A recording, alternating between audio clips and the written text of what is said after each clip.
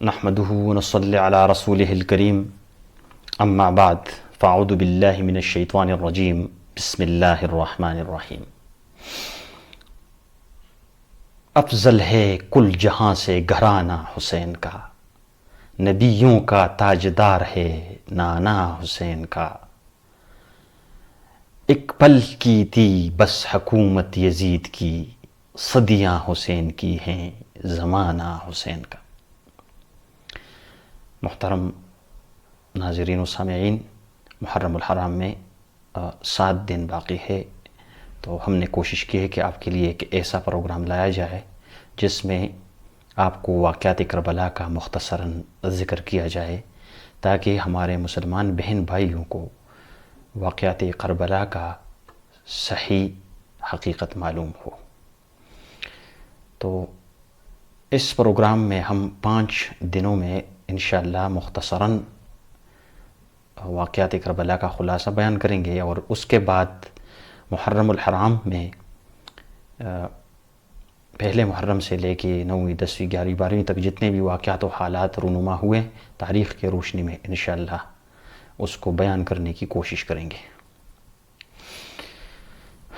اسی طرح اللہ تعالیٰ نے جو فضائل و کمالات انبیاء سابقین علیہ السلام کو فرداً فرداً عطا فرمائے، وہ تمام فضائل ہمارے سرکار سید احمد مختار صلی اللہ علیہ وآلہ وسلم کی ذات مبارک میں جمع کر دیے۔ یعنی جناب آدم علیہ السلام جیسی خلافت دے دی، اللہ تعالیٰ نے ان کو حضرت سلیمان علیہ السلام جیسی سلطنت عطا فرمائی، اور نبینا یوسف علیہ السلام جیسا حسن، سیدنا ابراہیم جیسی خلت، جناب موسیٰ علیہ السلام جیسا کلام، اور سیدنا نوح علیہ السلام جیسا شکر۔ اسی طرح علامہ اقبال کہتا ہے کہ حسن یوسف دم عیسیٰ ید بیضا داری، انچ خوباں ہمدارن تو تنہا داری۔ اور ان کے علاوہ بہت سے مراتب علیہ مرحمت ہوئے، جیسے محبوبیت، اصطفاء، رویت، قرب، شفاعت، علم، عرفان وغیرہ۔ بظاہر صرف فضل شہادت حضور صلی اللہ علیہ وسلم کی بارگاہ میں حاضری سے محروم رہا، اور اس کی وجہ یہ ہے کہ جو وصف حضور صلی اللہ علیہ وآلہ وسلم کو ملا وہ کامل ملا۔ اور کمال شہادت یہی ہے کہ آدمی غریب الوطن ہو، میدان حرب و ضرب قائم ہو، دوستوں عزیزوں کو تحتیغ ہوتا دیکھے، بعض اقارب کا جگر خراش صدمہ خود اٹھائے، اور بعض کو اپنے اوپر دست تاسف ملنے کے لیے چھوڑ جائے، اس کے اہل و عیال دشمنوں کے ہاتھ قید ہوں، اور اس کی لاش بے گور و کفن کھلے میدان میں پڑی رہے، دشمنوں کے گھوڑے اسے پامال کریں، اس کا سر کاٹ کر نیزے پر رکھ کر دیگر و دیار وہ امصار میں تشہیر کی جائے، اور یہ تمام مصائب و آلام محض لوجہ اللہ برداشت کیے ہوں، پھر اگر اس شان سے وہ شہنشاہ دیجا صلی اللہ علیہ وآلہ وسلم میدان دغا میں شہید ہوتے تو مسلمانوں کے دل ٹوٹ جاتے اور اسلام میں رخ نہ پڑ جاتا۔ تو حکمت اس امر کی ہے کہ یہ فضیلت اس صاحب الاولاق کی ذات پاک کے ساتھ حضرت حسنین کی وساطت سے ملا دی جائے، اس لیے کہ یہ حضور اکرم صلی اللہ علیہ وآلہ وسلم کے اجزاء ہیں، اور حضور صلی اللہ علیہ وآلہ وسلم کو اپنے بیٹوں سے زیادہ عزیز ہیں۔ حضور صلی اللہ علیہ وآلہ وسلم کی محبت، ان کی خاطر جو حضرات حسنین رضی اللہ عنہم کے ساتھ ہے، اگر اس پر غور کیا جائے تو یہ روز روشن کی طرح ظاہر ہو جاتا ہے کہ امامین مظلومین نے نیابتاً اس شرف کو عزت بخشی ہے، تاکہ کوئی شرف و فضل ایسا نہ رہے جو اس بارگاہ عرش اشتباہ کی حاضری کا دم نہ برتا ہو۔ محترم حاضرین و ناظرین، ایک بار حضور اکرم صلی اللہ علیہ وآلہ وسلم تشریف فرما ہے۔ داہنی زانوں پر مظلوم کربلا سیدنا امام حسین رضی اللہ تعالیٰ عنہ اور بائیں پر حضور کے لخت جگر سیدنا ابراہیم بیٹے ہیں۔ جبریل امین حاضر ہو کر عرض کرتے ہیں کہ یا رسول اللہ، اللہ ان دونوں کو حضور کے پاس نہ چھوڑے گا، اس لیے ان میں سے ایک کو اختیار فرما لیجئے۔ حضور اکرم صلی اللہ علیہ وآلہ وسلم نے امام حسین کی جدائی گوارا نہ فرمائی، چنانچہ 3 روز بعد حضرت ابراہیم کا وصال ہو گیا۔ اس واقعہ کے بعد جب بھی امام حسین حضور اقدس صلی اللہ علیہ وآلہ وسلم کی خدمت میں حاضر ہوتے تو آپ بہت پیار کرتے اور کمال محبت سے فرماتے، مرحبا اس پر جس پر میں نے اپنا بیٹا قربان کیا۔ سرکار دو جہاں اپنے محبوب اللہ کے سامنے نماز کے دوران سر بسجود ہیں، اور امام حسن رضی اللہ تعالیٰ عنہ باہر سے تشریف لاتے ہیں اور پشت مبارک سے لپٹ جاتے ہیں۔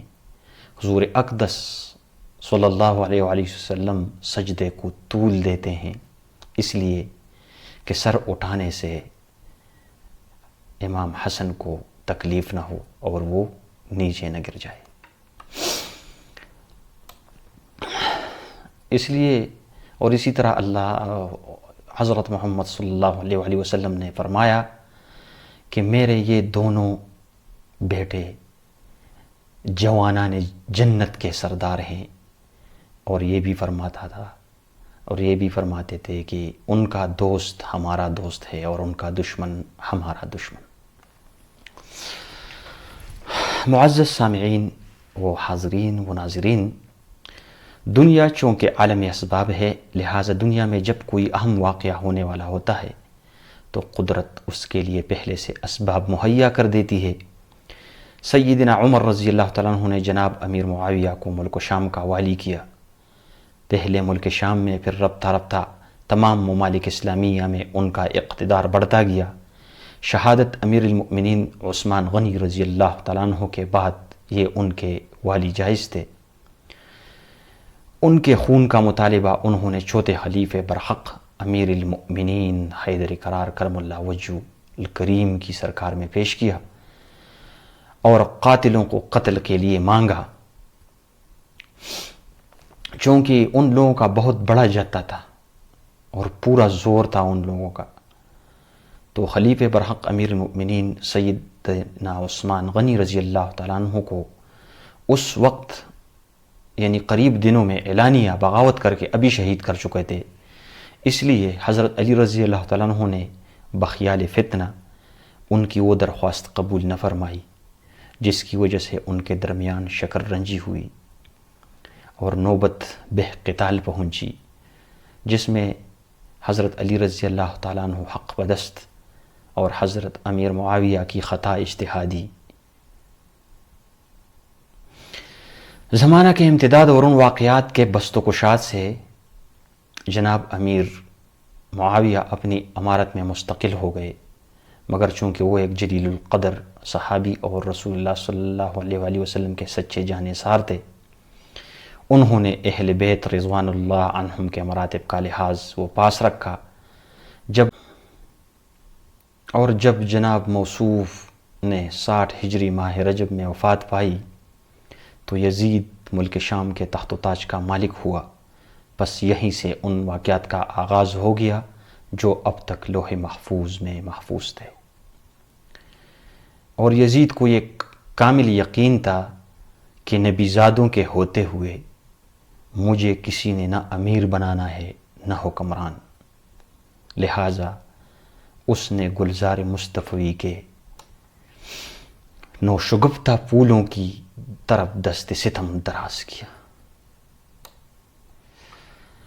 پہلے چونکہ سیدنا امام حسن کا قتل اسے منظور تھا، ان کی بیوی جعدہ سے ساز و باز کیا، اور اس شقیہ سے اس ناری نے یہ وعدہ کر لیا کہ اگر وہ امام حسن رضی اللہ تعالیٰ عنہ کا زہر سے کام تمام کر دے گی تو میں اسے اپنے نکاح میں لے لوں گا۔ چنانچہ اس نے کئی مرتبہ امام حسن رضی اللہ تعالیٰ عنہ کو زہر دیا، لیکن زہر نے اثر نہ کیا۔ آخر کار زیادہ مقدار میں زہر دے کر اپنے ناپاک ارادے میں کامیاب ہو گئی، یہاں تک کہ خاتون جنت کے پیارے محبوب کے جگر پارے کے اعضائے باطنی کٹ کٹ کر نکلنے لگے۔ جب یہ خبر وحشت اثر امام حسین رضی اللہ تعالیٰ عنہ کو پہنچی تو اپنے پیارے بھائی کے پاس حاضر ہوئے اور انہوں نے آپس میں بہت ہی تاریخی بات چیت کی۔ امام حسین رضی اللہ تعالیٰ عنہ نے فرمایا، یا حسن، یا پیارے بھائی، آپ کو زہر کس نے دیا؟ امام حسن رضی اللہ تعالیٰ عنہ نے فرمایا، کیا اس سے انتقام لینے کا ارادہ رکھتے ہو؟ امام حسین رضی اللہ تعالیٰ عنہ نے فرمایا، بے شک میں ان سے آپ کا انتقام لوں گا۔ امام حسن رضی اللہ تعالیٰ عنہ نے فرمایا، اگر میرا قاتل وہی ہے جو میرے خیال میں ہے تو منتقم حقیقی پورا بدلہ لے لے گا، اور اگر وہ نہیں تو مجھے یہ پسند نہیں کہ میری وجہ سے ایک بے گناہ قتل ہو۔ واہ رے حلم کے اپنا تو جگر ٹکڑے ہو، پھر بھی ایذائے ستمگر کے روادار نہیں۔ پھر سیدنا امام حسین رضی اللہ تعالیٰ عنہ کو یوں وصیت فرمائی کہ اے حسین، تم کوفیوں پر کبھی اعتبار نہ کرنا، ایسا نہ ہو کہ وہ تمہیں بلا کر دھوکہ دے، پھر تمہیں پچھتاوا ہو اور دشمنوں کے ظلم و جفا سے محفوظ نہ رہ سکو گے۔ یہ کہہ کر سکوت فرمایا اور 47 سال کی عمر میں داغی اجل کو لبیک کہا، انا للہ و انا الیہ راجعون۔ پھر سیدنا امام حسین رضی اللہ تعالیٰ عنہ کو یوں وصیت فرمائی گئی، اور امام حسین رضی اللہ تعالیٰ عنہ کو دنیا سے گزرنے والے بھائی چلتے چلتے وصیت فرما چکے تھے، مگر ہونے والی بات کو کون روک سکتا ہے؟ جس دل دہلا دینے والے واقعہ کا قدرت پہلے سے انتظام کر چکی ہے، اب اس کا وقت جتنا جتنا قریب آتا ہے اتنا ہی زبان خلق پر اس کی شہرت ہوتی جاتی ہے۔ ابھی جناب بے ختم رسالت کی تشریف آوری کو 300 برس باقی تھے کہ سیدنا امام حسین رضی اللہ تعالیٰ عنہ کی شہادت کا پہلا اشتہار بدیع الفاظ شائع ہوا، انرجو امتن قتلت حسین شفاعت جدہ یوم الحساب۔ یہ درد بھرا اعلان ایک جگہ پتھر پر اور دوسری جگہ ارض روم کے ایک گرجا میں لکھا ہوا ہے، مگر لکھنے والا معلوم نہیں۔ پھر عہد رسالت میں تو یہ خبر جن و انس و ملک میں برابر گرم رہی۔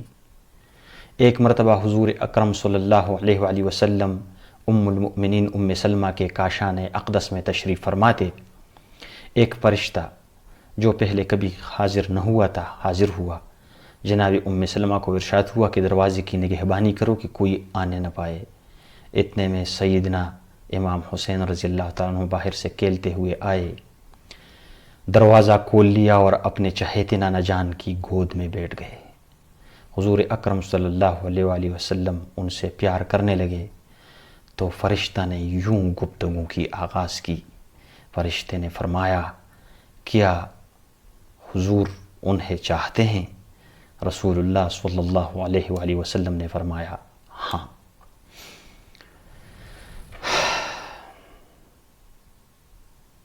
فرشتے نے کہا کہ وہ دن قریب ہے کہ آپ کے امت ان کو شہید کر دیں گے۔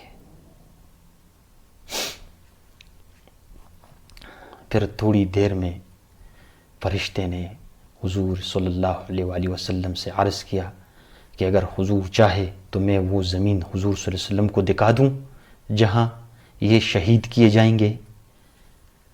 پھر تھوڑی دیر بعد فرشتے نے سرخ مٹی حاضر کی اور حضور اکرم صلی اللہ علیہ وآلہ وسلم نے جب اسے سونگھ لیا تو فرمایا، ریح کرب و بلاء، یعنی بے چینی اور بلا کی بو آتی ہے۔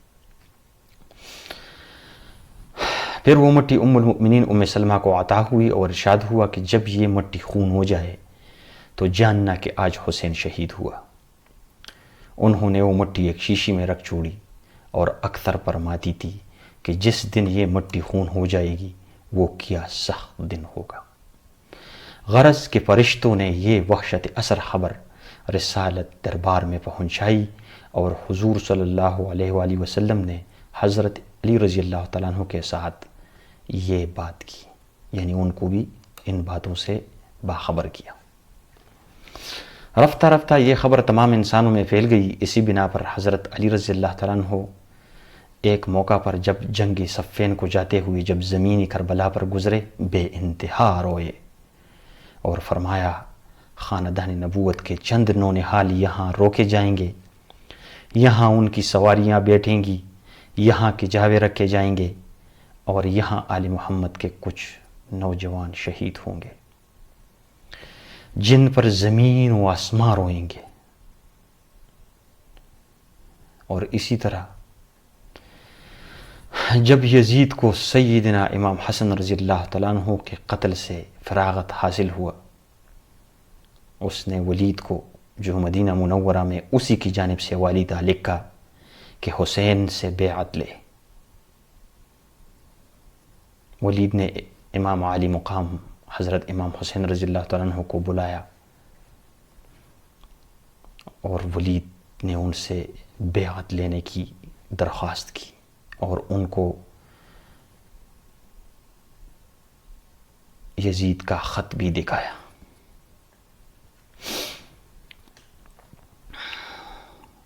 ان سے جب بیعت کی کے لیے زبانی عرض کی تو امام علی مقام نے یزید کی شراب خوری و زناکاری وغیرہ فسق و فجور کے سبب سے صاف انکار کر دیا اور یہاں سے مکہ معظمہ کا ارادہ فرما دیا۔ پھر دوبارہ ولید نے بلایا بھیجا، فرما دیا صبح ہو لینے دو۔ جب ان کو دوبارہ بلا بھیجا تو حضرت امام حسین رضی اللہ تعالیٰ عنہ نے ان کو فرمایا صبح ہو لینے دو، اور یہ ارادہ فرما لیا کہ رات میں ماں اہل و عیال کے مکہ معظمہ کو کوچ کیا جائے۔ جس شب میں حضرت امام حسین ماہ اہل و عیال مکہ معظمہ کا عزم فرمایا ہے وہ شعبان کی چوتھی شب ہے۔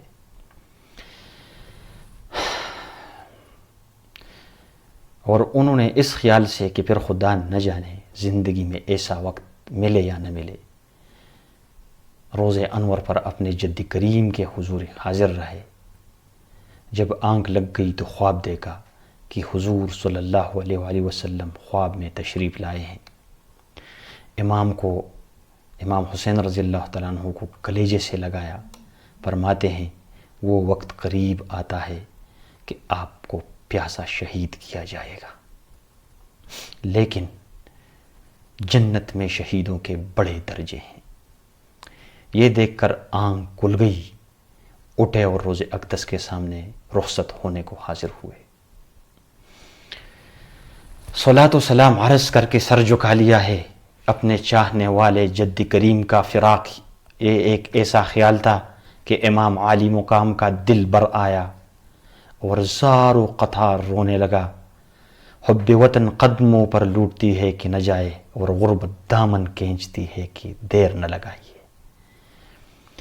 مجبوریوں کا تقاضا یہ ہے کہ جلد چلیے۔ رات کے 3 پہر گزر چکے ہیں، لوگ اپنے اپنے مکانوں میں بے خبر پڑے سو رہے ہیں، سارے شہر میں سناٹا ہے، کہیں کسی کے بولنے کی آواز کان تک نہیں آتی، مگر اس وقت اہل بیت کے مکانوں میں چہل پہل ہے، سب جاگ رہے ہیں، سفر کی تیاریاں ہیں، سواریاں کسی جا چکی ہے، امام عالی مقام کے بانجے اور اہل و عیال سوار ہو رہے ہیں۔ ادھر امام حسین رضی اللہ تعالیٰ عنہ مسجد نبوی سے باہر تشریف لائے